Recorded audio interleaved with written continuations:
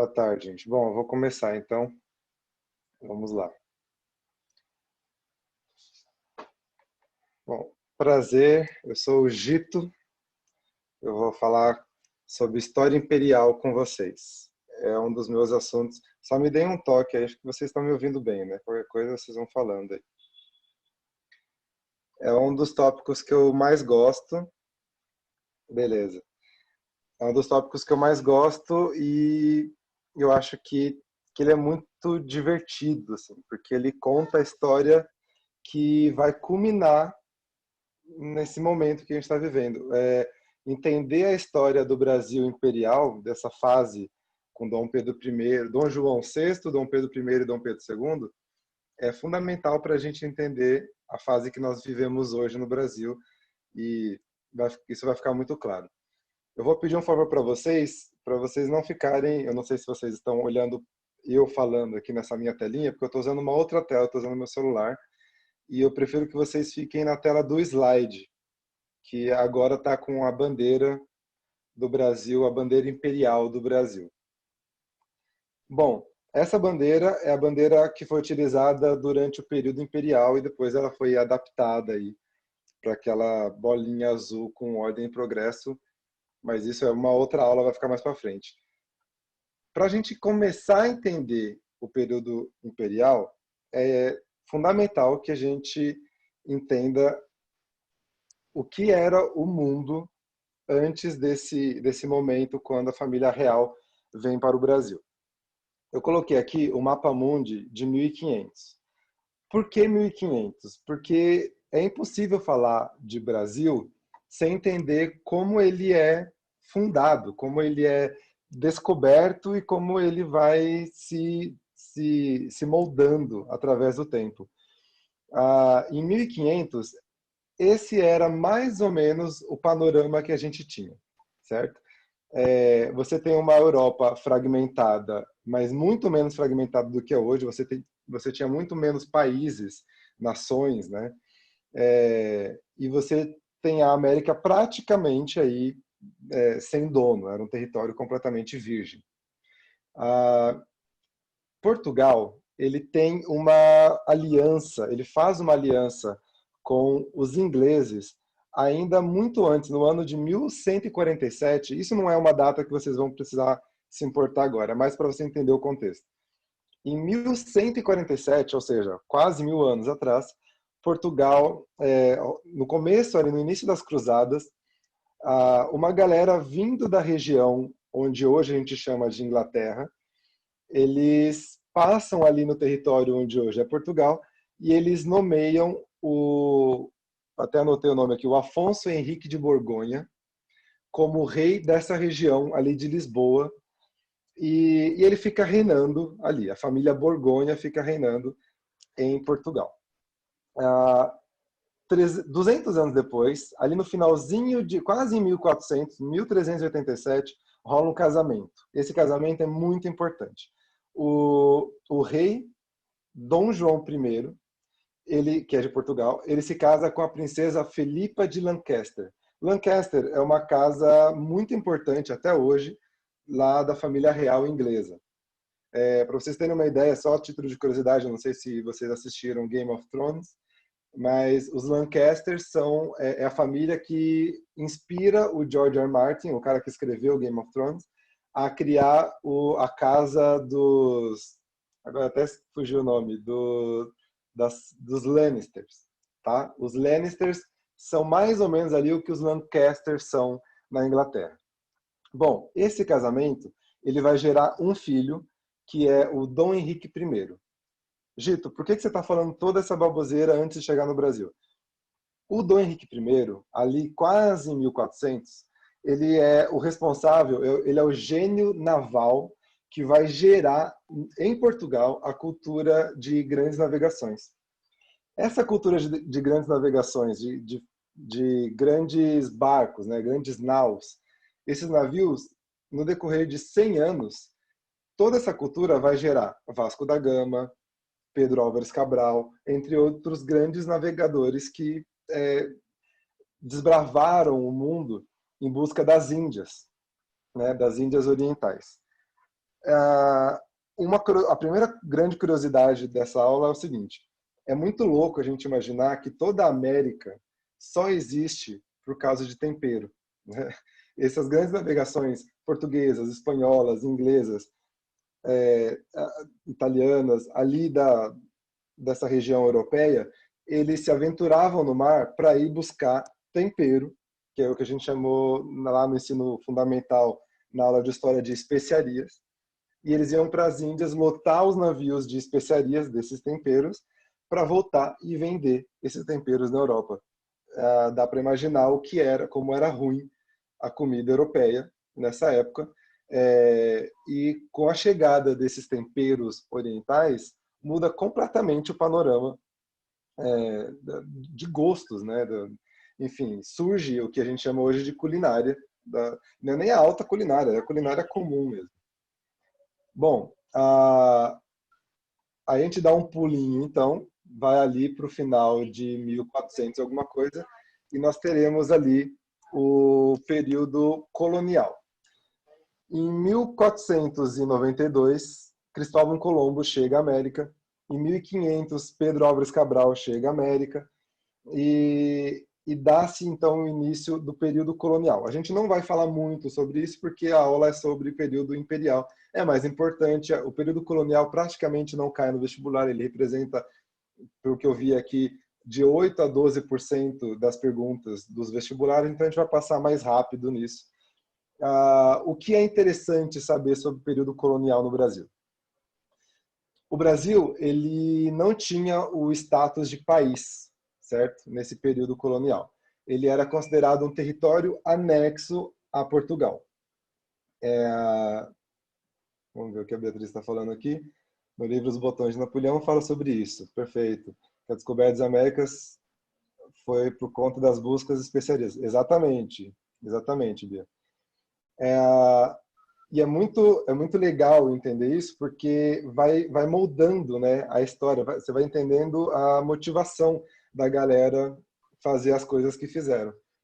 A colônia brasileira, ela vivia, assim, principalmente da extração de madeira, que era o pau-brasil e outras madeiras, açúcar, a cana-de-açúcar. O Brasil foi o maior produtor de açúcar entre 1500 até 1650, quase 1700. O Brasil era uma potência mundial em cana-de-açúcar. Era o nosso principal produto. A cachaça, a couro de boi curtido, e ali, a partir de 1750 para frente, a gente descobre ouro em Minas Gerais, diamante, e a gente também passa a extrair essas pedras preciosas ali de Minas Gerais e outras regiões também, mas especialmente Minas Gerais. Bom, outra coisa também que é interessante é a fronteira era fechada. O Brasil ele não tinha nenhum tipo de comércio exterior. Portugal mandava os navios, esses navios eram enchidos dessas matérias-primas, né, de madeira, açúcar, cachaça, enfim, ouro, e os navios eram levados para a Europa e lá essas coisas eram vendidas, e assim que Portugal viveu por 300 anos praticamente, viveu da extração de matéria-prima do Brasil. Mas a gente não fazia, aqui no Brasil, você não tinha, por exemplo, empresários que, vamos supor, você não podia montar um engenho de cana-de-açúcar como empresário, empresária, vender isso para Portugal pagando, aliás, vender isso para a Inglaterra e pagar o imposto a Portugal. Não. Portugal tinha um monopólio, o governo português tinha um monopólio sobre a extração dessa matéria-prima aqui do Brasil. Nenhum prego era vendido aqui no Brasil sem autorização portuguesa. Você também não tinha direito a reuniões. O Brasil era um país fechado. Você não tinha imprensa, você não tinha nenhum tipo de... O ponto era, Portugal não queria ninguém pensando aqui na colônia, porque ele já tinha visto ali que quanto mais as pessoas pensam, mais revoltas surgem. Então, a Beatriz está falando que pode-se dizer que esse exclusivo colonial mudou a economia do Brasil? Pode, pode. A gente vai chegar lá, a gente vai ver que com a família real chegando no Brasil, a abertura das fronteiras para comércio deu uma explosão. Em questão de 20 a 30 anos, o Brasil saiu de uma terra, de uma fazenda, para um país, para uma potência mundial, não mundial, mas pelo menos aqui na América, uma potência. E em certos aspectos até mundial, a gente vai chegar lá. Então, vamos dar um pulo aqui para um fato, o primeiro grande fato que vai mudar muito a estrutura eu coloquei aqui as grandes navegações para a gente ter uma ideia mais ou menos das rotas aqui, né? Mas a gente não vai se prender muito nas grandes navegações. Vamos dar um pulo para o primeiro ponto que realmente é muito importante aqui da nossa história. Eu deixei essas telas para a gente ter uma ideia de como que era a visão das pessoas na época, porque isso aqui obviamente representa a visão portuguesa desse descobrimento, né? Então você tem aqui uma tela do Oscar Pereira, do Pedro Álvares Cabral chegando em Porto Seguro, e aqui logo na sequência eu deixei o print de uma tela de um filme do Humberto, não é Humberto Eco, é Humberto alguma coisa que agora eu esqueci o nome, que é um filme de 37, chama O Descobrimento do Brasil. É um filme bem chato, mas ele é bem interessante porque ele vai mostrando isso. Aqui também tem outra tela que é a primeira missa, que foi celebrada aqui, e essa é a tela um print da tela do filme. Olha como ele foi feito bem com base nessa ideia que a gente tinha, né, do que Portugal, pelo menos, queria passar dessa fase. Passando adiante, eu vou aqui. Vamos lá. Revolução Americana. Por que a Revolução Americana é muito importante para a gente entender o Brasil? Diferente do Brasil, onde os portugueses vinham para cá com o objetivo de extrair as riquezas e voltar para Portugal, onde eles realmente queriam viver, o coração deles, o coração português, nunca esteve no Brasil, ele esteve sempre em Portugal. Ele queria morar na Europa, ele queria viver bem na Europa, e para isso ele vinha aqui fazer uma missão, né, uma expedição para conseguir riquezas. Ao contrário dos portugueses, os americanos, os norte-americanos, que eram basicamente ingleses, e também de outras partes da Europa, mas basicamente ingleses, eles foram para a América do Norte com o objetivo de permanecer na América do Norte, até porque eles não tinham escolha. Boa parte deles foram chutados da Inglaterra para lá. Só que ao chegarem na América do Norte, eles tinham duas escolhas: ou viver lá infeliz, ou viver lá felizes. Eles escolheram fazer daquela terra o lar deles e cultivar a terra, explorar as riquezas, mas permanecendo lá, com o coração lá. Isso dá uma diferença muito grande. Por quê? Em mais ou menos ali, de 1500 até 1750, a colônia inglesa na América do Norte, ela se desenvolve, ela se torna muito rica, e você tem nomes lá, como George Washington, nossa, esqueci o nome do outro presidente.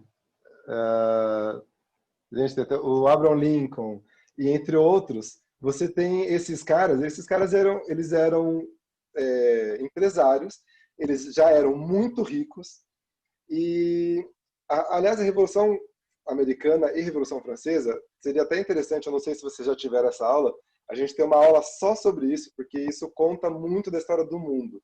Mas, num resumo rápido, essa galera enriquecendo na América do Norte, mandando os filhos estudarem lá na Europa, e tendo esse intercâmbio, eles entenderam o tamanho que eles tinham e resolveram, aqui eu estou resumindo bem, não é exatamente assim, mas eles resolveram se independer. Rolou uma treta entre norte-americanos e da colônia e os ingleses colonizadores, rola essa revolução, eles vencem os ingleses. Detalhe, eles vencem os ingleses com muita ajuda dos franceses. Na época, o rei Luís XIV, na França, financia fortemente essa revolução americana, essa revolta dos colonizados contra os colonizadores, e eles ganham a revolução, eles chutam os ingleses de volta para a Europa, e a partir daí eles têm, eu coloquei uma tela aqui brincando daquele filme Patriota com Mel Gibson, É um filme que ajuda a entender um pouco. Ele é bem enviesado, mas ele ajuda a entender um pouco o contexto. E eles, vencendo a Revolução, eles conseguem se independer dos ingleses. Qual que é a consequência da Revolução Americana para o mundo? A Revolução Americana é a primeira revolução que daí surge a primeira grande nação democrática do planeta. Antes da Revolução Americana, você não tinha uma nação, pelo menos uma grande nação, com um sistema democrático, vigente, funcionando. Isso inspira os franceses, principalmente a aristocracia, né, a burguesia francesa, a, ao que seria depois a Revolução Francesa.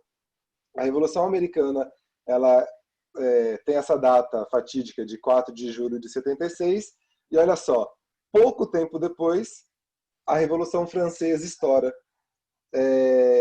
E olha só como a coisa vai se encaixando.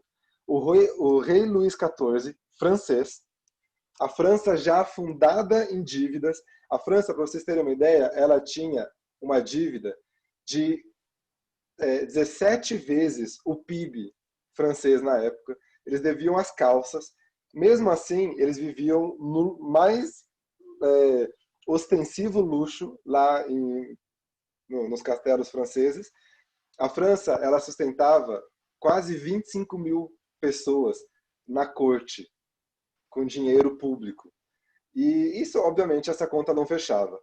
A França, mergulhada em dívidas, com as pessoas morrendo de fome, num sistema extremamente cruel.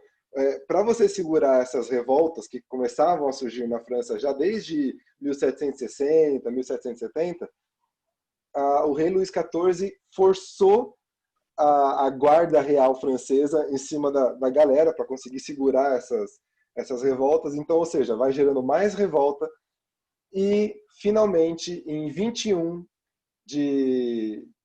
bom, antes, né, tem a queda da Bastilha em 89, 1789, que é o que marca o início da Revolução Francesa, mas em 21 de janeiro de 1793, essa data é importante, 93, o rei Luís XVI é guilhotinado em praça pública.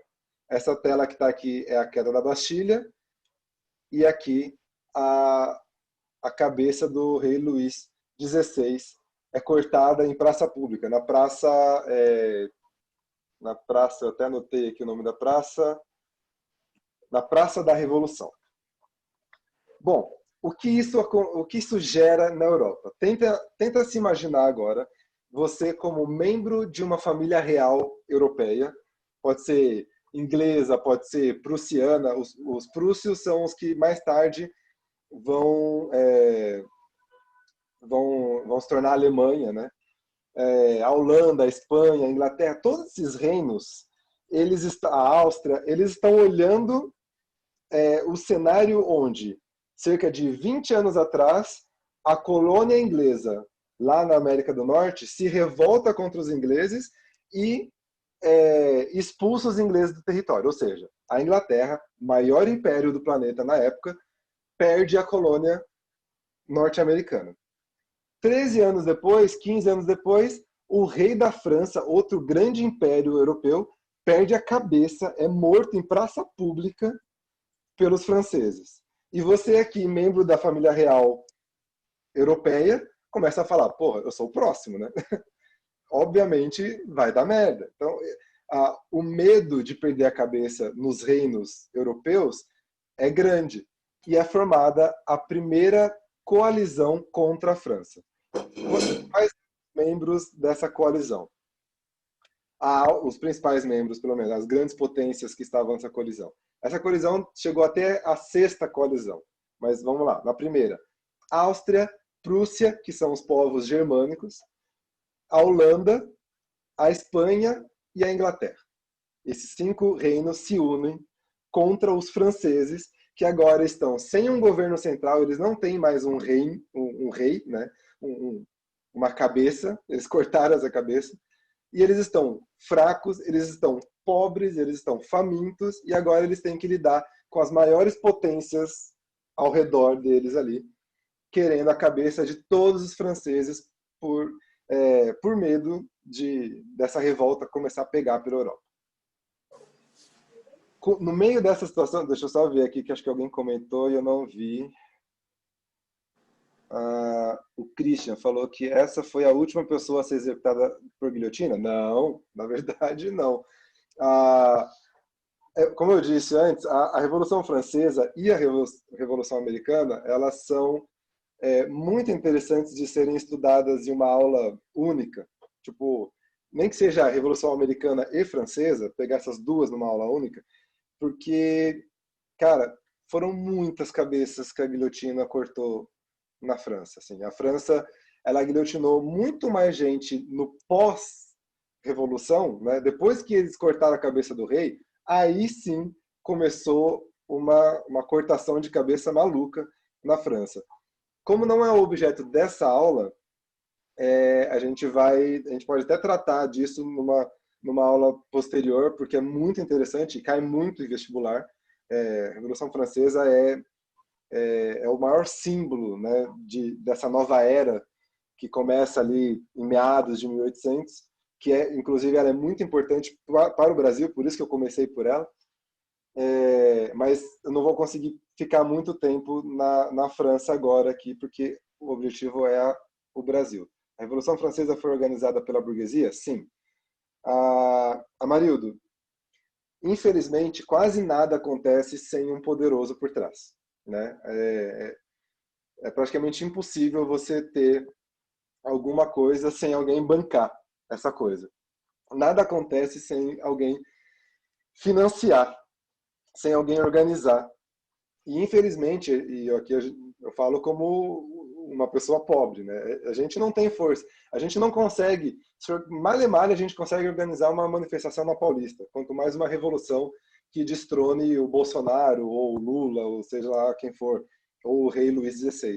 Então você precisa sim da burguesia, quer dizer, você não precisa, mas enfim, mas até hoje no mundo, a gente sempre que a gente teve uma revolução, ela foi capitaneada por pessoas poderosas que tinham algum interesse.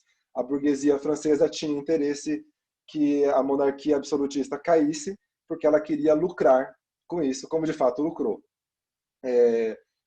Então, sim, respondendo a pergunta, sim, a burguesia financiou, incentivou e ela que gera esse sentimento popular.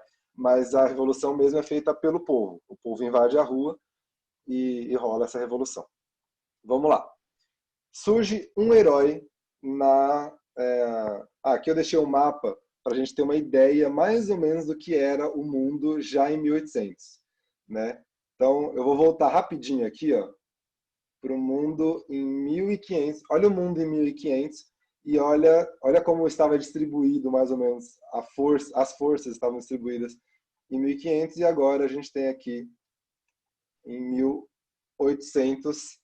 Essa é a disposição geográfica, geopolítica do mundo em 1800. Bom, a Revolução Francesa, com toda essa guerra que a Áustria, Prússia, Holanda, Espanha e Inglaterra declaram contra os franceses, e agora não é mais o reino francês, é contra o povo francês, surge um herói. Esse herói é Napoleão Bonaparte. Bom, Napoleão, ele foi, se não o maior, um dos maiores gênios militares da história. Tá? Ele é comparável a Alexandre o Grande, a Gengis Khan, a César, né? Aos grandes Césares do período ali romano. E por quê? Vamos lá, algumas questões curiosas de Napoleão, e Napoleão é fundamental para o Brasil, prometo que eu vou chegar no Brasil agora. Napoleão, aos 17 anos, ele entra para o exército. Ele era um revolucionário, ele estava junto com os revolucionários franceses. Ele luta ao lado deles. E ele, aos 23 anos, ele ganha uma batalha, a Batalha de Toulon, onde a Inglaterra chega ali com uma esquadra e começa a bombardear a cidade de Toulon, e ele consegue vencer essa batalha. Na aula de Revolução Francesa, é interessante a gente ganhar uns 15 minutos aí sobre a Batalha de Toulon, falar sobre estratégia e tal, mas o fato é, ele ganha essa batalha e já aos 23 anos, desculpa, a Batalha de Toulon é com 21 anos, aos 23 ele já é um general de brigada. E essa ascensão napoleônica, né, do Napoleão, ele une o povo francês.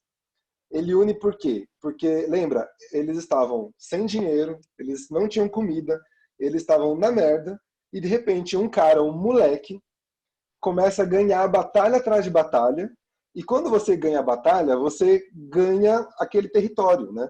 Você avança o território, você avança, você consegue riquezas, você consegue matéria-prima, você consegue armamento, e conforme Napoleão foi ganhando essas guerras, Napoleão foi ficando maior, a França foi ficando maior. Para vocês terem ideia, Napoleão fica 10 anos sem perder uma única batalha. O cara era um monstro da guerra. Ele realmente era um monstro da guerra. E ele, em 1804, ele se autoproclama imperador. Tem uma cena toda grotesca lá, que a galera chega com uma coroa na almofadinha. Napoleão, você é nosso rei. E ele fala, não sou rei não, até porque ele não era idiota. 8 anos antes, o rei, essa mesma galera tinha guilhotinado o rei na Praça da Revolução. Ele fala, não vou ser rei, eu sou imperador. E ele se autoproclama imperador da França e ele sai arregaçando toda a Europa. Esse aqui é o mapa das guerras napoleônicas. Em azul são os territórios que Napoleão dominou. E aqui no quadrinho aqui é uma pintura de Napoleão no Egito, ganhando uma batalha no Egito, quando ele conquista o Egito, acho que em 1805, se não me engano. Mas não confia nessa data, porque agora não vou lembrar de cabeça. O Christian perguntou aqui qual a diferença entre rei e imperador. Christian, essa é uma excelente pergunta. Eu não sei a resposta. Eu não sei se existe uma diferença técnica entre um rei e um imperador. A impressão que eu tenho, mas aqui é impressão, eu estou falando com base nas vozes da minha cabeça. A impressão que eu tenho é que o imperador, o império é uma anexação de vários reinos. Se eu tivesse que chutar, eu chutaria isso, mas não confio nessa informação, porque eu não sei. Tá? Eu não sei se existe tecnicamente uma diferença. Deixa eu ver, tem gente aqui comentando. O Douglas falou que quando você diz dominar é igual a fazer esse local se unir à França. Quando ele domina, por exemplo, ele domina o território da Áustria, né? Então ele entra em guerra com os austríacos e ele domina esse território. Ou seja, ele tem acesso aos castelos, aos tesouros, aos bancos, às indústrias, às empresas. Ele passa a ter acesso à riqueza desse lugar, desse país. Então, sim, dominar significa você conquistar esse território. Agora o que está naquele território é seu. E aí você usa do jeito que for. Parei que bastante gente escreveu aqui. O Vitor falou que, em geral, o título de imperador é aplicado àquele que tem poder sobre grandes áreas, como os líderes romanos do passado. Perfeito. O rei, por sua vez, é o termo utilizado para aquele que governa as regiões mais bem delimitadas, e seu poder é passado aos herdeiros. Muito obrigado, Vitor. Eu imagino que você tirou essa informação. Eu vou confiar nessa informação, porque ela faz muito sentido. Eu vou adotar agora aqui como uma coisa valendo. Vamos lá.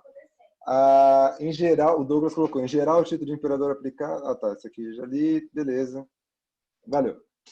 Bom, vamos lá, vamos voltar. A fuga. Chegamos ao Brasil. Na verdade, chegamos a Portugal. Gente, em 1800, ali em meados de 1800, no início de 1800, Portugal vivia o auge da sua decadência. Lembra que lá no início da aula eu falei que o rei Dom Henrique I, ele governou Portugal no início de 1400, no final de 1300 e início de 1400. Ele era um grande gênio da navegação e ele investe pesadamente em Portugal para que Portugal fosse uma potência naval. Se vocês olharem para o mapa de Portugal, vou até voltar aqui no mapa, Portugal está em vermelho aqui no mapa, né? Portugal, se você olhar bem, ele é uma ilha, nessa época, né? Ele era uma ilha cercada de Espanha. Era água e Espanha, né? Porque o que esse rei Henrique I percebe é, se eu não tiver navios, eu não chego a lugar nenhum. Então, Portugal passa 100 anos se modernizando, todo 1400 se modernizando, e em 1500 ele é uma potência naval. Em 1800, 300 anos depois, Portugal ficou sentado, esperando, assim, extraindo riquezas do Brasil e vendendo para a Inglaterra, pegando esse dinheiro e comendo, bebendo e ficando ali de boa. Portugal não se moderniza. De 1500 a 1800, você tem a primeira revolução, primeira e o início da segunda revolução industrial. Você tem a explosão cultural da Europa, renascentismo, iluminismo, e você tem toda essa explosão na Europa, de forma geral, que gerou grandes avanços tecnológicos, enquanto isso Portugal estava colado na Igreja Católica, a Igreja Católica sugando Portugal, e esse dinheiro português da extração do Brasil, da matéria do Brasil, e a corte portuguesa parada no tempo. Em 1800, Portugal era um país em decadência, um país que não tinha educação, um país que não tinha exército, um país que não tinha quase nada. Era um país rico porque ele extraía riquezas do Brasil, mas ele em si não tinha nada. Era um território que não plantava, não colhia, não tinha indústria, não tinha nada. Bom, Napoleão, em 1807, no meio da guerra, da treta dele, no meio desse mapa aqui, ó, isso aqui esse mapa, ele é do auge, né, do Império Napoleônico, é um mapa de 806, e em 807, na treta de Napoleão com a Inglaterra, ele impõe o embargo continental. O que é esse embargo continental? Deixa eu me perdi no roteiro aqui. Perdão, não é embargo, bloqueio continental. Ele determina que qualquer um dentro do continente europeu, dentro da área que ele dominava, né? Na África, no Oriente Médio, todos os territórios que ele dominava, qualquer um que comprasse uma bala, um chiclete dos ingleses, estaria declarando guerra contra a França e Napoleão, certo? E aí você tem, coloque-se agora na pele do rei de Portugal, que não era o rei, era o príncipe regente Dom João VI. Dom João VI, ele, como príncipe regente de Portugal, ele vivia, toda a sociedade portuguesa vivia exclusivamente das riquezas que eles extraíam do Brasil e vendiam para a Inglaterra. Então você vive do seu maior cliente, que são os ingleses, só que o seu maior rival, que está ali colado em você, que é Napoleão, fala, você não pode mais vender ou comprar nada da Inglaterra. Bom, eles estavam ali no mato sem cachorro, porque ou eles morriam de fome, sem fazer negócio com a Inglaterra, ou eles morriam na mão de Napoleão. Sabendo disso, a Inglaterra leva uma esquadra de mais ou menos 80 navios, posiciona essa esquadra na frente de Lisboa, abre os canhões, igual o Zeppelin que o Chico Buarque fala lá da Geni, do Geni e o Zeppelin, ele abre os 1000 canhões assim e fala, desce lá o embaixador, chega para Dom João VI e fala, então, Dom João, seguinte, você tem duas escolhas, ou você vai para o Brasil, se instala lá no Brasil, você vai adorar o Brasil, lá tem praia, você vai adorar, ou você vai para o Brasil, ou você é bombardeado pela marinha inglesa e depois ainda vai ter que lidar com Napoleão aqui na sua porta.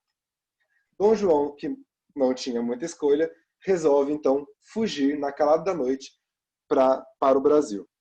Gente, essa fuga é uma fuga mesmo, tá? Ela não deu tempo de ser planejada. A galera saiu com o que deu. Questão de uma semana, eles arrancaram os quadros, a mobília, tudo que tinha de valor, ouro, tudo que tinha de valor, encheram mais ou menos de 30 a 50 navios, os historiadores vão variar aí entre 30 e 50 navios. Eles lotam esses navios com tudo que tinha de valor nas cortes e rumam para o Brasil escoltados pela Marinha Britânica, que tinha prometido que levaria Dom João VI e a corte até o Brasil. Então eles saem com os nobres, com os juízes, com os empresários, todo mundo que era, entre aspas, importante, entre aspas não, que era importante, que tinha algum valor para a corte, entra nesses navios. Muita gente nem conseguiu, para vocês terem uma ideia de tão apressado que foi. E aí, na noite de 29 de novembro de 1807, é essa cena que vocês estão vendo aí, ó. É a fuga, a cena da fuga. Gente, só que é o seguinte, ao contrário do que a pintura está mostrando, chovia muito. Não é que chovia balde, não é que tipo viravam o balde lá do céu para cair água. Estavam tacando o balde com água e tudo lá em Lisboa. Estava chovendo tanto e era uma chuva de relâmpagos, que os historiadores dizem que que Dom João VI, o rei, o príncipe regente de Portugal, um parênteses, por que é o príncipe regente? Ele era o pai dele tinha morrido e o irmão dele, mais velho, que seria o rei, também morreu. Morreu aos 20 e poucos anos. Então, ele teve que assumir o trono, só que a mãe dele estava viva. E a mãe dele é igual a situação da Inglaterra lá, que não tem um rei hoje. Por quê? A rainha da Inglaterra está viva e até aquela mulher morrer, parece que ela nunca vai morrer, o príncipe Charles não vai poder assumir o trono e se tornar rei. Ele vai ser um príncipe eterno por ele. Pelo jeito, o príncipe vai morrer e a rainha não vai. Em Portugal era a mesma coisa. O príncipe regente, Dom João VI, ele estava com tanto medo da chuva que ele entra vendado e carregado no navio, de tão bundão que ele era. O fato é, os caras saem com essa esquadra toda de navios e eles saem na manhã do dia 30, que a chuva passa, às 7 da manhã eles rumam sentido Brasil. Bom, vocês podem imaginar, não sei se vocês conseguem imaginar, o que é. Essa aqui é uma imagem cortada de uma caravela portuguesa, tá? Dentro de uma caravela, vocês terem uma ideia de como que como que eram as dimensões dessas caravelas. Tinham navios maiores. Essa aqui é uma caravela, eu não achei esse corte de navios maiores, dessas naus que eram maiores. Mas eles enfrentaram nesse caminho para o Brasil tempestades. No dia 8 de dezembro, ou seja, praticamente 8, 9 dias depois deles saírem de Portugal, eles pegaram uma puta de uma tempestade, um negócio bizarro. A esquadra se dividiu em 3, foi um para um lado, sentido Bahamas, sentido Caribe, outra galera veio sentido Bahia, outra galera foi lá para sentido Cabo Verde, enfim, eles separaram, muita gente morreu, teve navio que afundou, enfim. Eles vêm do jeito que dá, e dentro desses navios, eles enfrentaram pestes de piolho, pestes de ratos, de baratas, foi, assim, um pega para capar dentro do navio. Bom, finalmente ele chega no dia 22 de janeiro, ou seja, quase 2 meses depois, eles chegam até, eu vou pular esses slides aqui, eles chegam até Salvador, tá? Isso aqui é uma imagem de Salvador hoje, isso aqui são 2 pinturas de Salvador, aí mais ou menos em 1600, rolou um ataque holandês lá, e aí eu achei essas 2 gravuras para vocês terem uma ideia do que era Salvador, pelo menos como as pessoas pintavam Salvador em 1624, aqui é Salvador hoje em dia. E por que eu coloquei isso aqui? Mais para frente eu vou chegar lá. Vou deixar essa imagem agora aqui. Quando eles chegam no dia 22 de janeiro em Salvador, a situação deles é deplorável. Eles estão famintos, eles estão com sede, eles estão na merda. Em bom português, eles estão na merda. Dom João, eles chegam lá em Salvador, ninguém vai recebê-los no porto, só ai, eu anotei em algum lugar agora aqui, não, será que eu não vou achar? O governador da província da Bahia, eu esqueci o nome dele. que chato. Depois eu vou ficar devendo isso, gente. Mas o governador vai, só ele, até o cais receber. E Dom João VI fica puto, porque ele fala, pô, ninguém veio me receber? É isso? Tipo, você é o único que veio? E o governador fala, príncipe, se o senhor deseja, eu pedi para que todo mundo ficasse em suas casas, mas se o senhor desejar, amanhã toda a Bahia virá te recepcionar. E o príncipe fala, eu desejo, eu quero isso. E no outro dia rolou uma festa, e foi quase um mês de festa na Bahia. É, e muita gente, aqui já tem um aspecto interessante. Essa é uma pergunta que já caiu na FUVEST, talvez se repita, ou em outro vestibular, sobre o que rolou nesse um mês de Dom João VI e toda a corte real ali na Bahia. Por que Dom João parou na Bahia? Dom João, ele tinha uma mente política muito boa, tá? Ele sabia que o governo brasileiro estava fragmentado. O Brasil estava completamente fragmentado, porque assim como Portugal estava decadente, o Brasil também era uma colônia decadente. Era uma colônia rica em extração, mas ela era pobre politicamente. Por quê? Porque você não tinha empresários aqui. Lembra que o Brasil começa com as capitanias hereditárias. E meio que isso vinha desde lá de 1500, meio que a mesma galera. Só que essa galera eram portugueses. E eles tinham terras e bens lá em Portugal. Lembra, a riqueza não estava no Brasil. A riqueza saía do Brasil e ia para a Europa. No Brasil não tinha muita coisa. Então ele chega na Bahia e ele começa a, a dar títulos de, de duques, de viscondes, todos aqueles títulos dessa fase imperial, ele começa a dar títulos para as pessoas e dar terras. Ele fala, você vai ser o duque não sei da onde, você vai ser o visconde não sei da onde. E ele começa a distribuir títulos. E outra coisa, ele abre o comércio. Ele fala, olha, a partir de agora a fronteira está aberta, todo mundo vai poder fazer comércio com as nações amigas. Quem eram as nações amigas? Era uma nação, era a Inglaterra. A partir desse comércio, você começa a ter gente enriquecendo, com possibilidade de enriquecer no Brasil. Se chega o rei aqui no Brasil e ele te dá terra e te dá a chance de enriquecer, isso significa que você, esse cara é legal, você passa a apoiar o rei. Então, o Dom João faz essa parada estratégica para unir esse povo ali do Nordeste, principalmente da Bahia, num reino unido a Portugal, que, aliás, esse é o status que Dom João alça o Brasil. O Brasil passa a ser, agora, ter o status de Reino Unido a Portugal. Tá? Não é mais uma colônia. Bom, esse é o mapa, eu achei um mapa moderno agora, uma visão de cima de Salvador. Salvador é praticamente uma península. Ela é um pontinho, uma pontinha ali de terra cercada, é quase uma ilha, né? Cercada de água por todos os lados. Ou seja, ela é muito vulnerável. Qualquer ataque francês de Napoleão, ou espanhol, ou holandês, que acontecia bastante. Eu acabei de mostrar aqui, né? A gente estava numa tela aqui do ataque holandês em 1624. Salvador era muito vulnerável. O pessoal, não, fica aqui em Salvador. Ele fala, não, eu vou lá para o Rio de Janeiro. E ele vai para o Rio de Janeiro.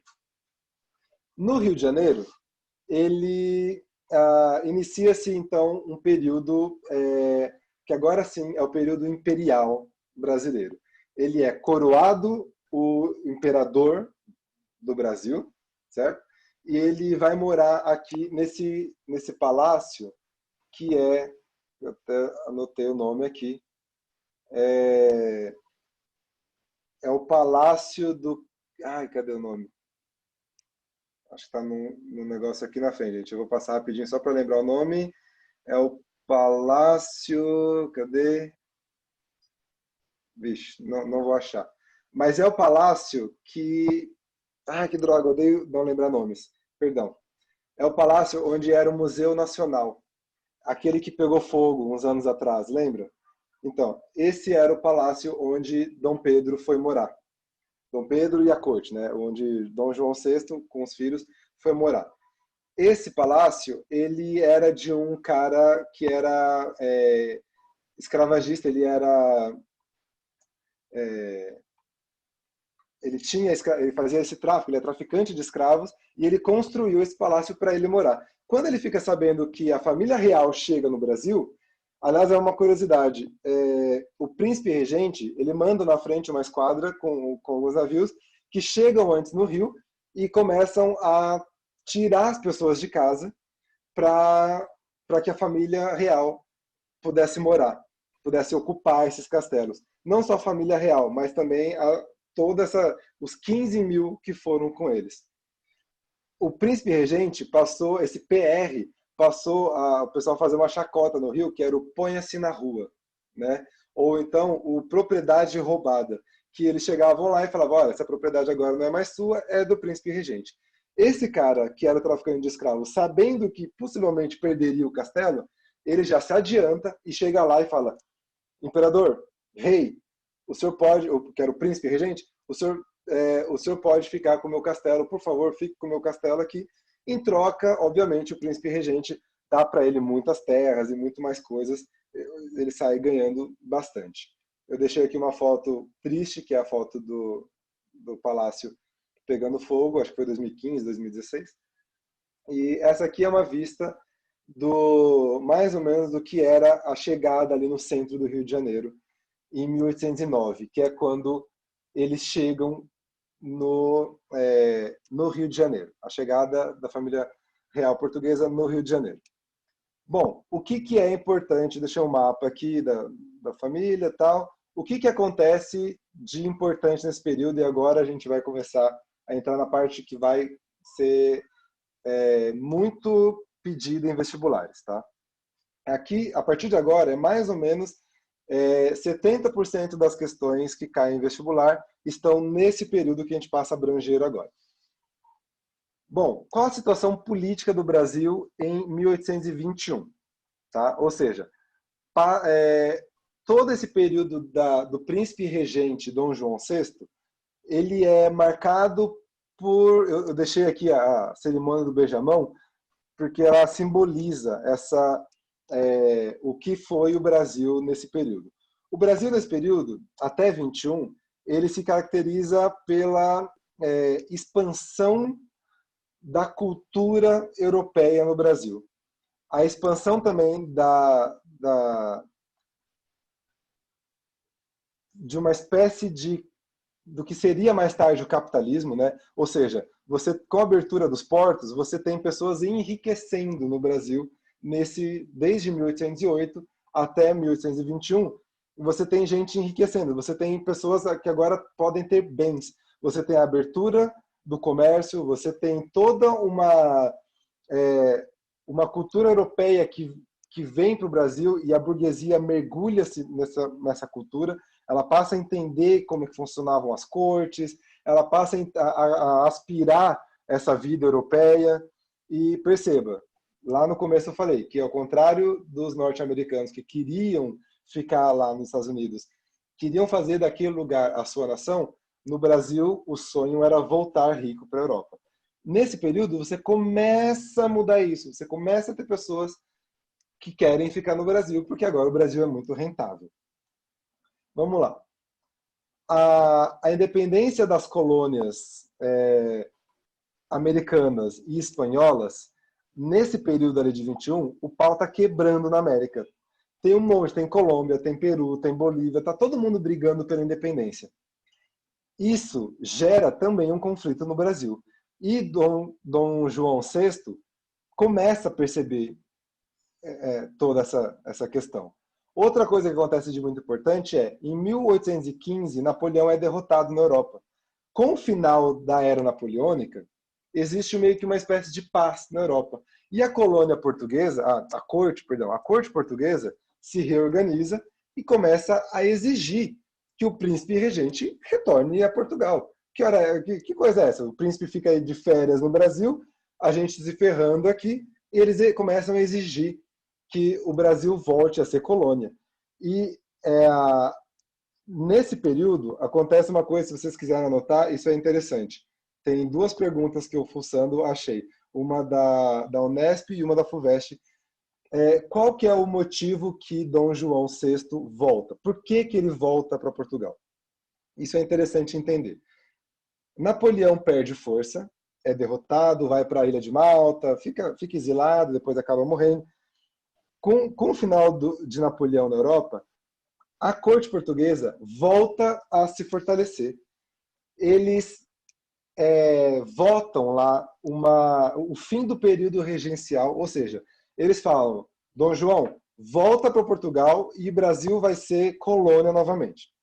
Então, para não perder o título de herdeiro da coroa portuguesa e de Algarves, né, que era o título dele lá, para não perder esse título, Dom João volta para Portugal. Só que ele sabe que, voltando para Portugal, ele praticamente, nesses 15 anos quase que ele fica no Brasil, todo o desenvolvimento que ele gerou aqui, não ele, mas toda a corte aqui, ele sabe que ele vai perder o Brasil. O Brasil vai se tornar independente mais cedo ou mais tarde, assim como todo o resto da América já estava se tornando. Então ele chega para o filho, Dom Pedro I, e fala, filho, se o Brasil tiver que ficar na mão de alguém, que seja na sua mão. Tá? Nesse período, algumas coisas estão acontecendo também aqui no Brasil. A aristocracia do Sudeste, ou seja, os ricos aqui do Sudeste, que vai, que vai até o Sul, né? Sudeste, mas vai até o Sul, eles estavam já ganhando muito dinheiro com o café. A cana-de-açúcar, que antes era o principal produto brasileiro, ela começa a perder força nesse período. E o café começa a vir muito forte e essa galera está muito, muito rica. E eles começam a pressionar também pela independência. Outra coisa, Portugal, a corte portuguesa, lá em Portugal, fecha os tribunais, as repartições públicas, fecha assim, manda a ordem de fechar. Né? Bom, esse é o cenário.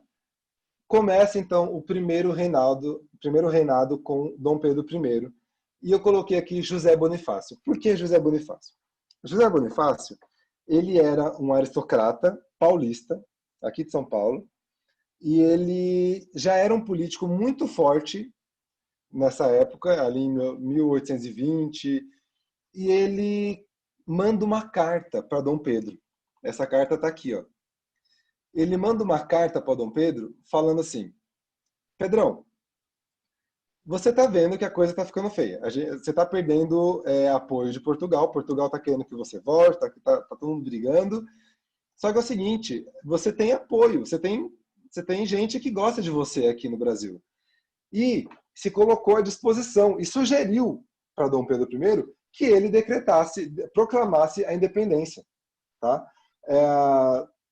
Ao saber dessa carta, quando Dom Pedro I recebe essa carta, ele gosta muito do conteúdo e ele publica a carta no Correio do Rio de Janeiro. Isso gera um rebuliço enorme ali no Rio de Janeiro. Por quê? Você passa a ter muita gente que era a favor dessa separação, dessa independência, começa a gritar isso, vamos lá, vamos se independer. Era muita gente rica que tinha interesse que o Brasil se independesse. Não queria voltar a ser colônia. Né? Ao mesmo tempo, a coroa portuguesa e os seus apoiadores aqui ficam malucos. Falam, como assim? Esse rumor de independência? Sabendo disso, a coroa manda para o Brasil uma esquadra com soldados, com um almirante, pedindo deixa eu só ver se eu já vou para essa parte, pedindo para que Dom Pedro I retornasse ao Brasil e o Brasil voltasse a ser colônia. Em resumo, a coroa portuguesa falou, acaba com essa merda. Volta para Portugal, o Brasil volta a ser colônia, fecha essa fronteira, não tem mais isso. Aqui, se vocês quiserem ler, é um trecho da carta. Como é que eu faço para sair disso aqui? Peraí.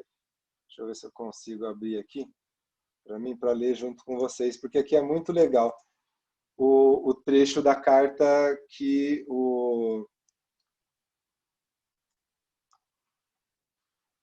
a carta que o Dom Pedro recebe do José Bonifácio.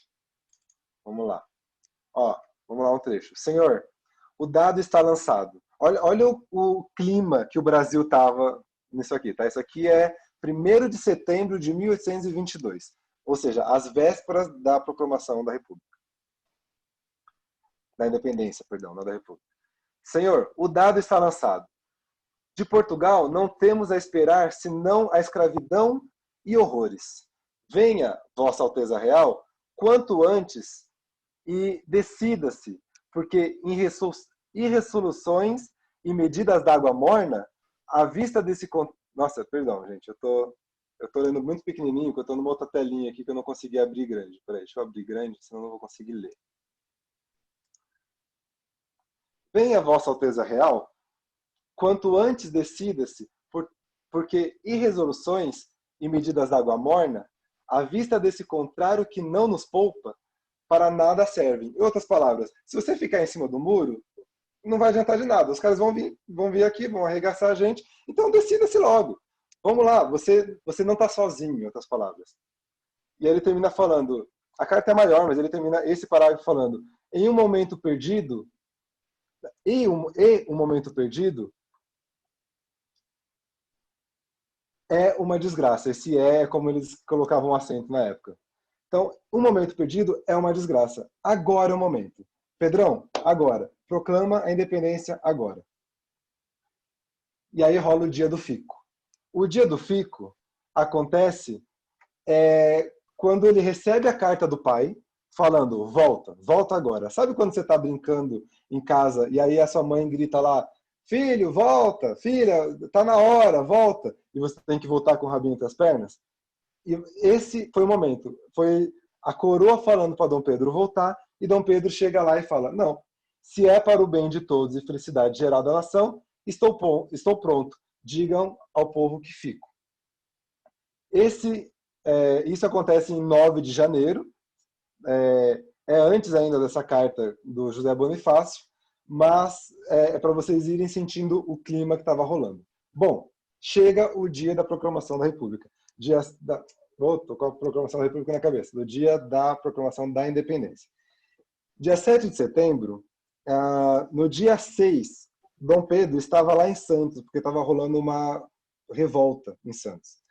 E para sufocar essa revolta, Dom Pedro I vai até Santos. Detalhe, ele tinha aquele romance com a Marquesa de Santos, que também é conhecido. Aliás, aqui cabe um parênteses interessante. Dom Pedro I, ele era um cara chegado da vida boêmia, tá? Ele não era exatamente um cara certinho. Ele curtia uma noite, ele curtia beber com os amigos e ele saía direto para beber com essa galera. E ele estava lá em Santos, ele foi sufocar essa revolução que estava rolando lá de uma galera que era pró-monarquia absolutista lá em Santos. E na volta, na subida para São Paulo, para a província de São Paulo, isso todos os historiadores estão de acordo, então o que eu estou falando aqui é verdade. Dom Pedro estava, primeiro que ele não subiu a cavalo, porque não se sobe serra a cavalo, ele subiu num burro, tá? Estavam toda a comitiva em burrinhos, porque você utilizava burrinhos para subir a Serra do Mar. Chegando ali, aqui já, no Ipiranga, aqui pertinho do Ipiranga, eu moro aqui no centro, tá bem pertinho de mim aqui, Dom Pedro tinha comido alguma coisa e não tinha batido bem, ele estava com uma dor de barriga grande, e ele faz uma parada ali, e nessa parada para cagar, essa é a realidade, ele pega as cartas, umas cartas lá para ler e para deliberar. E entre essas cartas tinham a carta do pai dando um ultimato para ele voltar e uma outra carta. Deixa eu ver se eu coloquei aqui em algum lugar.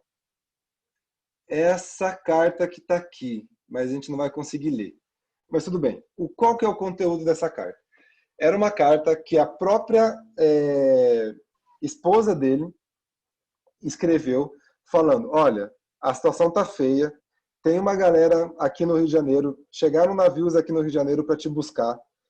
E o José Bonifácio está aqui comigo e ele está falando, proclama a independência. Esse é o momento, que é aquela carta que eu mostrei para vocês do dia 1º de setembro. Essa carta de 1º de setembro chega nas mãos do Dom Pedro no dia 7 de setembro, às margens de Ipiranga. Quando ele vê tudo isso, ele fala, bom, lembra a última linha que eu li lá? Um momento perdido é uma desgraça. Ele fala, bom, tem que ser agora.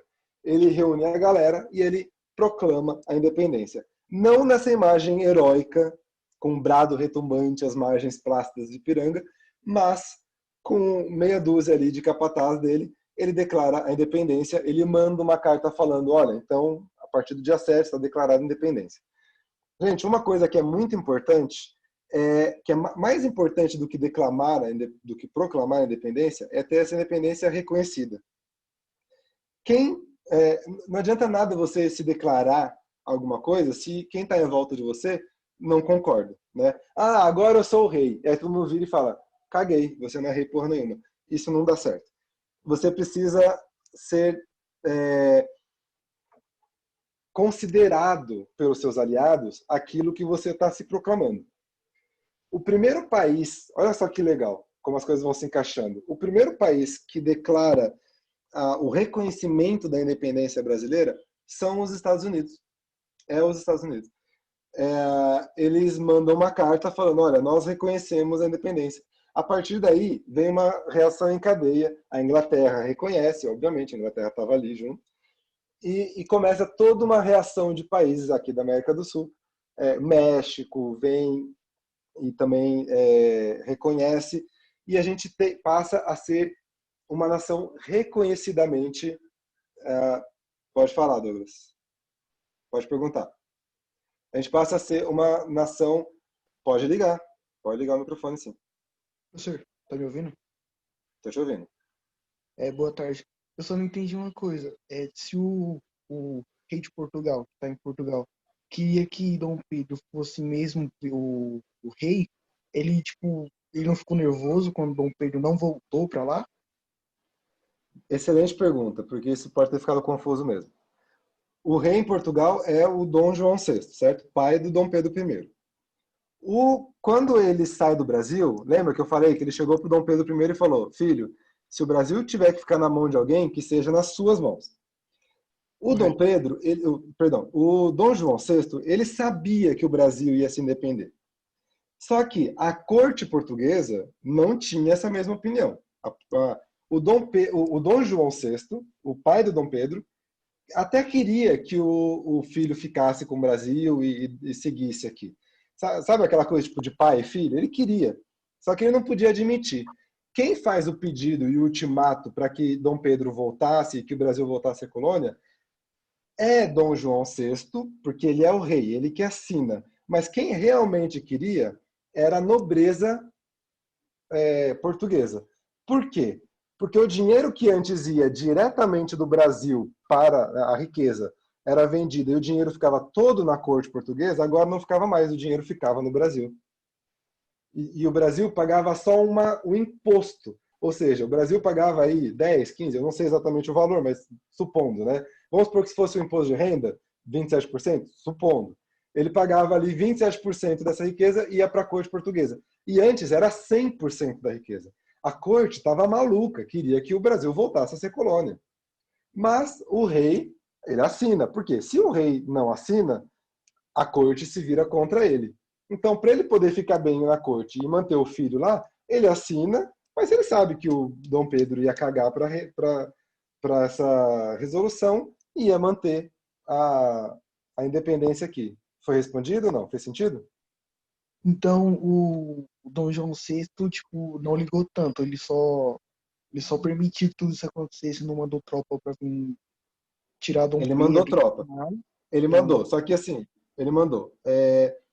Mais ou menos, segundo o Laurentino Gomes, que é quem o jornalista, historiador. Para vocês saberem, gente, eu não sou historiador, eu não fiz história.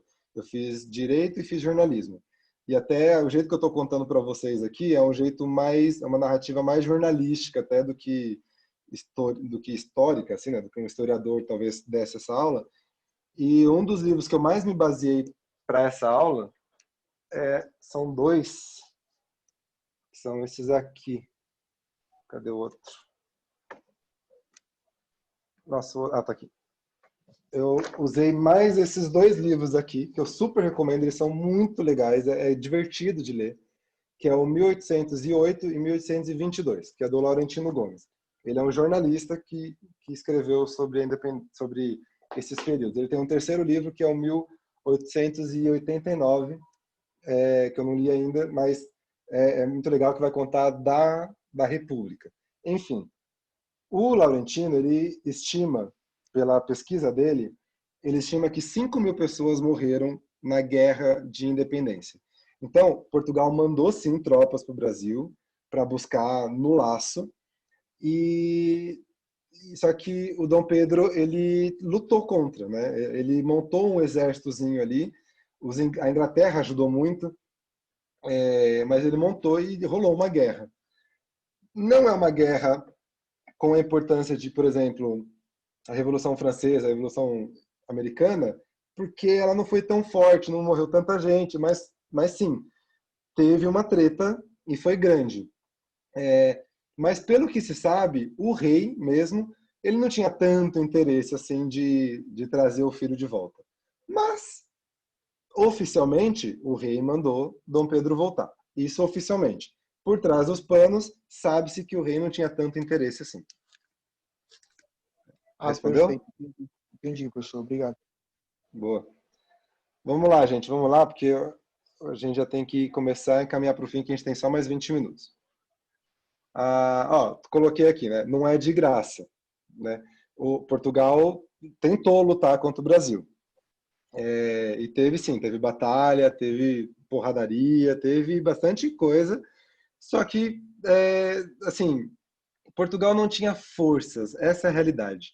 Agora, o mais curioso disso, e aqui talvez Douglas responda melhor sua pergunta, o mais curioso disso, para que o Christian fez um comentário aqui.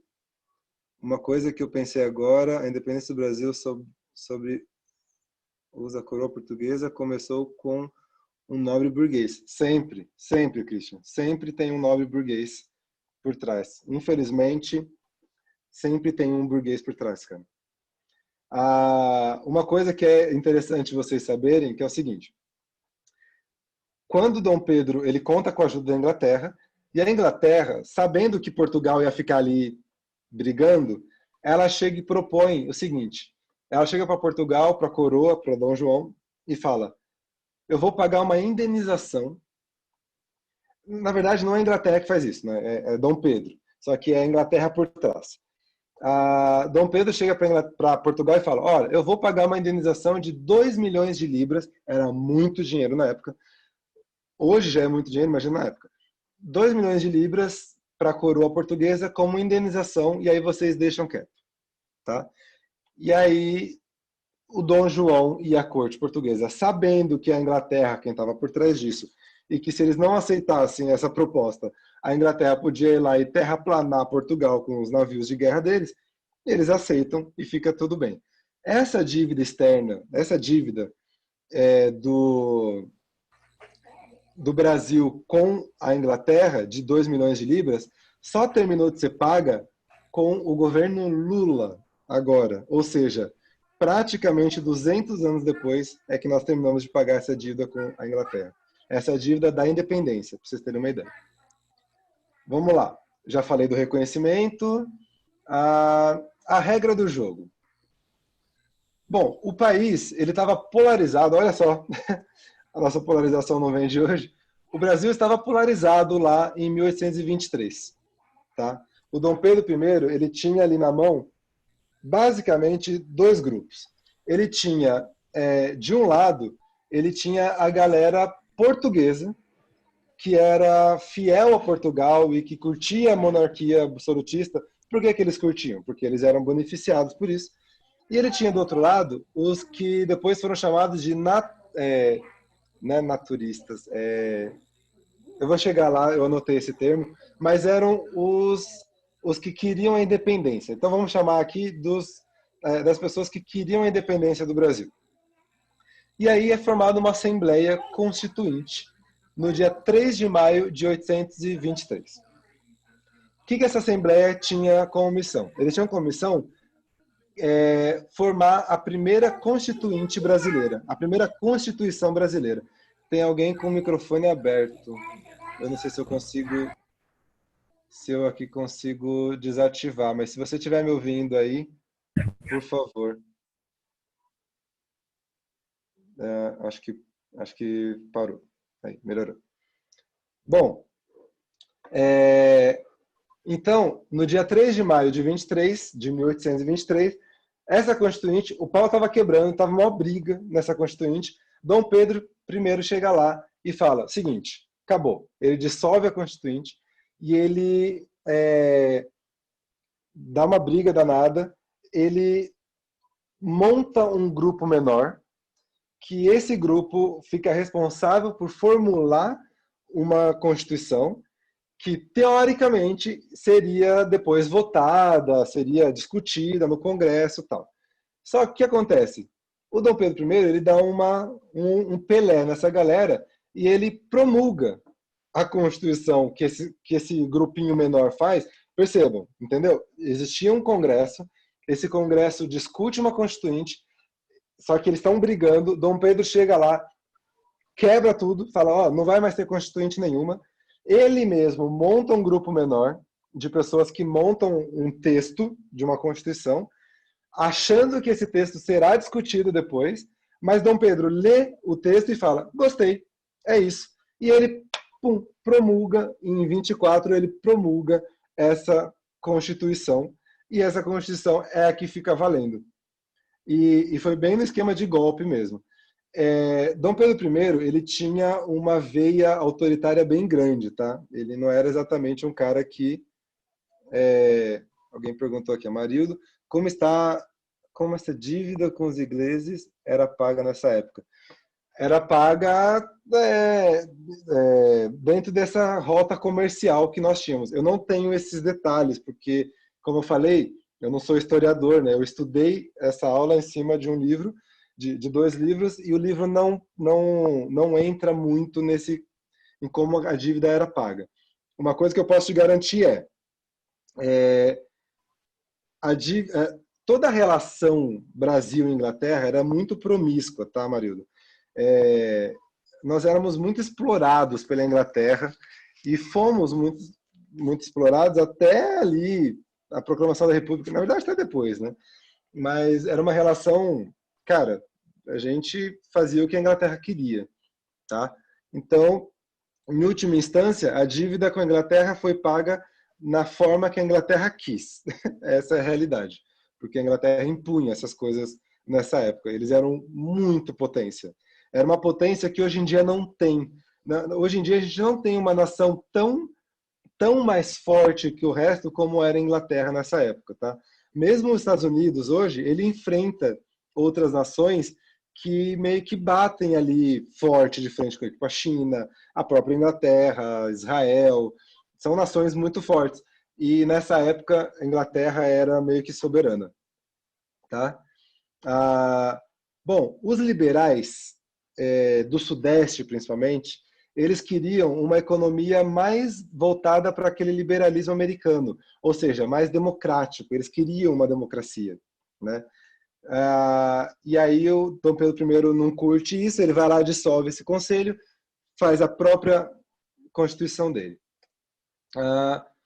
E aqui eu brinquei, fiz uma brincadeira de Constituição de 24, a expectativa e a realidade. A expectativa dos constituintes era formar um parlamento como era o parlamento inglês, como era o parlamento americano, e a realidade foi o Dom Pedro I reinando absoluto. Ele tinha poder de veto total. Então, nós tínhamos um congresso, mas o congresso só acontecia aquilo que o congresso determinava e que o Dom Pedro queria. Se Dom Pedro não quisesse, ele vetava e acabou. Bom, o Brasil enfrentou várias crises no período do Dom Pedro, esse período que a gente chama de regencial. Aliás, regencial não, período imperial. Talvez a maior, onde eu vou focar mais aqui, é a Cisplatina, a Guerra Cisplatina. A cultura da cana-de-açúcar, eu já falei isso antes, ela estava se deteriorando e rápido. Por quê? As colônias no centro americana ali, no Caribe, e também nos Estados Unidos, estavam produzindo cana-de-açúcar, e cana-de-açúcar dava muito melhor, era muito mais forte. Perdão. O cana-de-açúcar era muito mais forte nessa região caribenha, dava melhor na terra, do que aqui no Brasil, do que no Nordeste. E eles passaram muito a produção brasileira. E também a Europa estava produzindo açúcar a partir de beterraba, que era mais barato e tal. Então, o valor da cana-de-açúcar deteriorou e a gente perdeu o nosso, que era o principal produto, perdeu. Isso gerou uma crise. E aí o Sudeste foi ficando cada vez mais forte, porque o Sudeste, o principal produto era o café. E o café estava bombando no mundo. Mais para frente, o Brasil se tornou, ali entre 1830 até 1900, o café foi o produto, até mais de 1920, o café explodiu e o Brasil era a maior potência mundial de café. E o café levou, lembra da política café com leite, ali já com os primeiros presidentes? É isso, o café levou nas costas do Brasil durante todo esse período. Bom, a Guerra Cisplatina, a Guerra Cisplatina, ela acontece e ela tem ela tem uma importância muito grande. Esse território cisplatina, na província cisplatina, que é essa parte que está em vermelho no mapa, ela era do Brasil, hoje é Uruguai. Ela era um território brasileiro. E bem ali, entre o território brasileiro da província cisplatina e esse território em cinza, exatamente ao lado, que é a Argentina, tem o mar, tem o Rio da Prata, né, o Rio da Plata ali, que era o caminho que a prata fazia saindo lá do interior do continente americano, da Bolívia, do Peru. Toda essa prata, esse ouro, todo o minério, a riqueza que era retirada do interior do continente americano, descia por esse rio e saía, escoava para o oceano, bem por esse funilzinho que era ali. Ou seja, quem dominasse essa região dominava, podia cobrar impostos desses navios que vinham descendo do interior.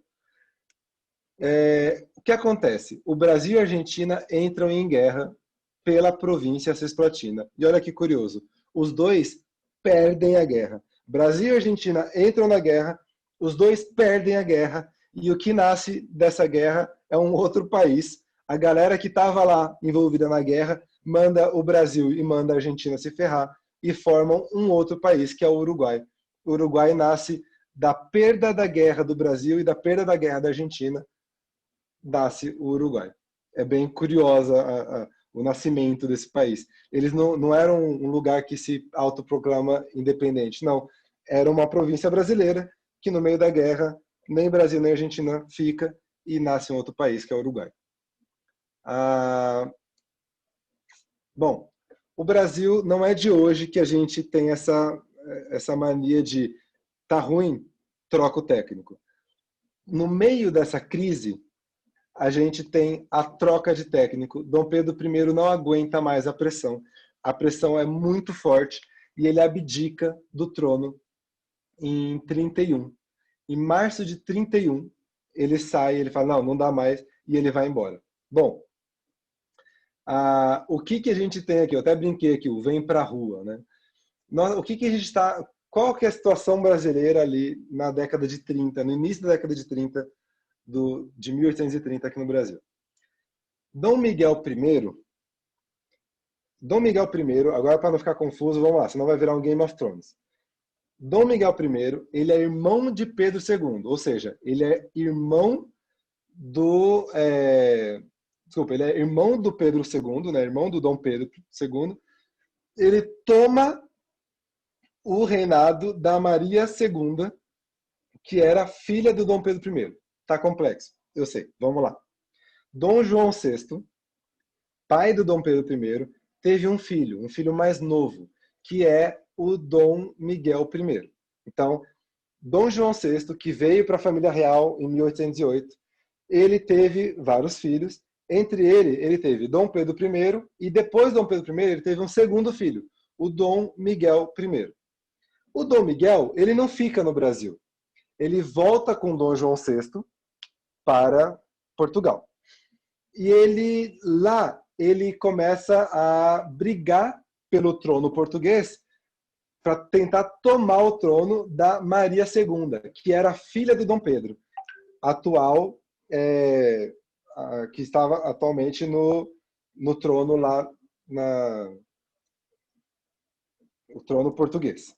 É confuso, mas me falem se alguma coisa não ficou certa, se vocês entenderam. Se vocês não entenderam, a gente tenta explicar de novo, porque eu sei que é confuso.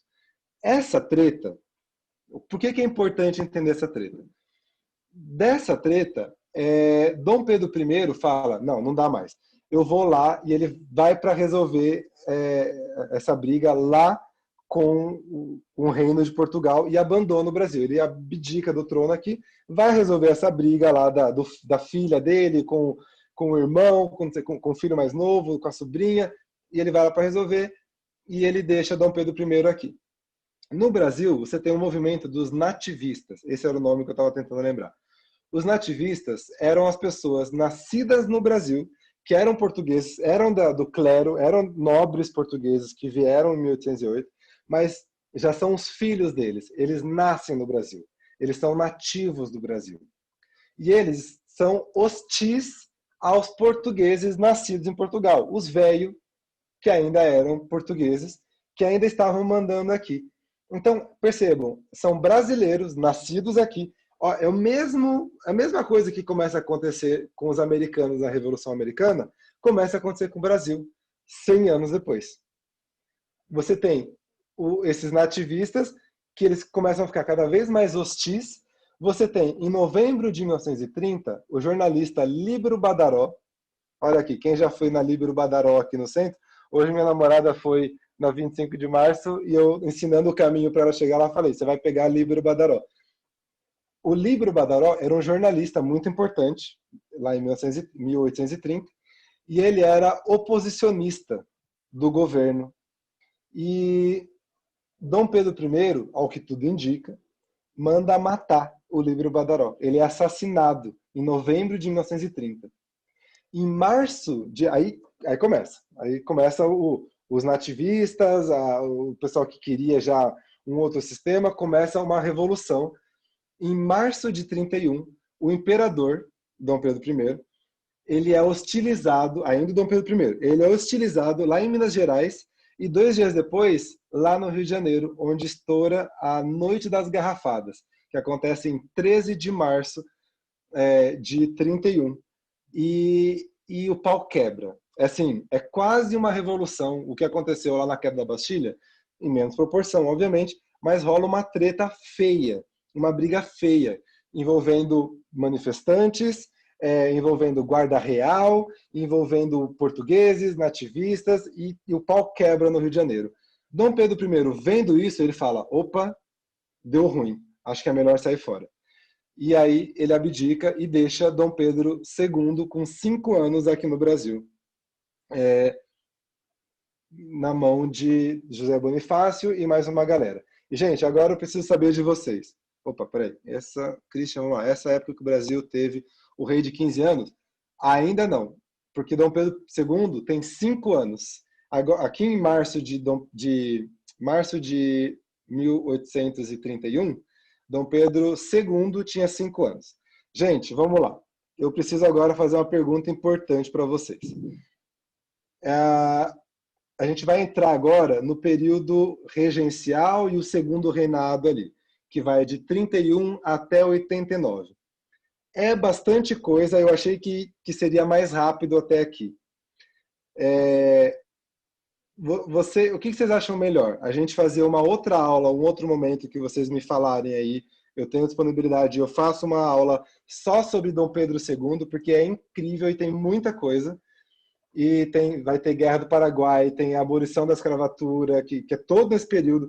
Em 31 sai a primeira lei falando sobre a abolição da escravatura. Não é a Lei Áurea, mas é a primeira lei falando sobre escravos, que vai culminar lá em 88 com a Lei Áurea. Você tem Guerra do Paraguai, você tem todo o período, você tem Sabinada, já que eu vou lembrar de cabeça agora, Sabinada, Balaiada, a Revolta dos Farrapos, a Farroupilha, você tem muita coisa acontecendo. É um período complexo. Qual que é a minha sugestão? Me falem aí no bate-papo. Eu acho que seria interessante, de repente, a gente fazer uma aula de 1 hora, porque até agora a gente teve 1h30, certo? Exatamente 1h30. A gente pode pegar mais 1h30 outro dia, que aí vocês decidem quando vai ser, e a gente faz Dom Pedro II, já emendando na República, e a gente faz Dom Pedro II até a Primeira Guerra Mundial, até 1914. Ou seja, Dom Pedro II até a República com os 5, 6 primeiros presidentes. Isso vai dar ali 1h30, que eu acho que a gente consegue absorver melhor. Ou então eu corro aqui em 20 minutos, meia hora, e falo sobre Dom Pedro II. O que vocês acham melhor? Escrevam aí no bate-papo, por favor.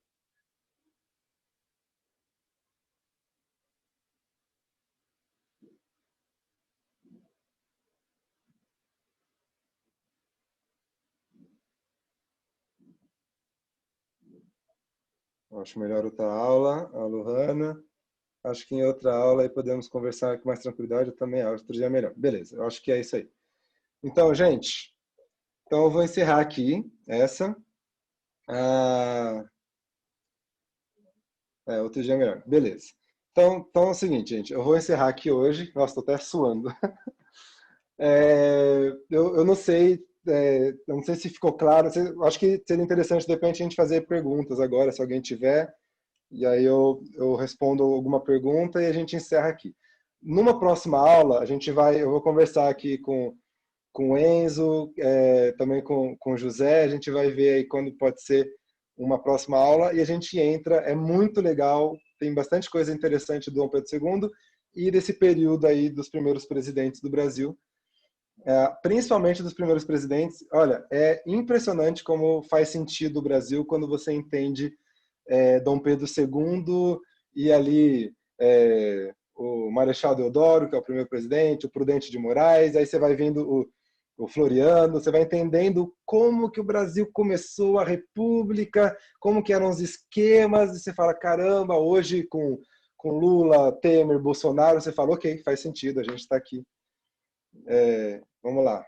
Douglas, professor, só uma coisa, para quem não é professor de história, você é muito bom nisso. Obrigado.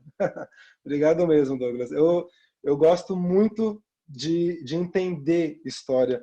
Eu não sou historiador, mas para mim a vida precisa fazer sentido e eu acho que a história é como a gente compreende. A gente, entendendo o que aconteceu antes, a gente entende por que a gente está nessa merda. Então, fico bem feliz.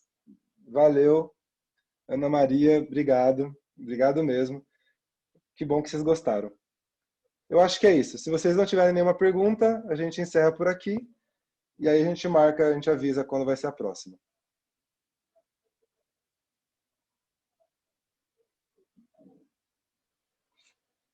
Beleza? Valeu, gente. Não temos perguntas. Muito, muito, muito obrigado. Eu adorei, de verdade. Um grande abraço e a gente se vê na próxima aula. Beleza? Um abração. Tchau.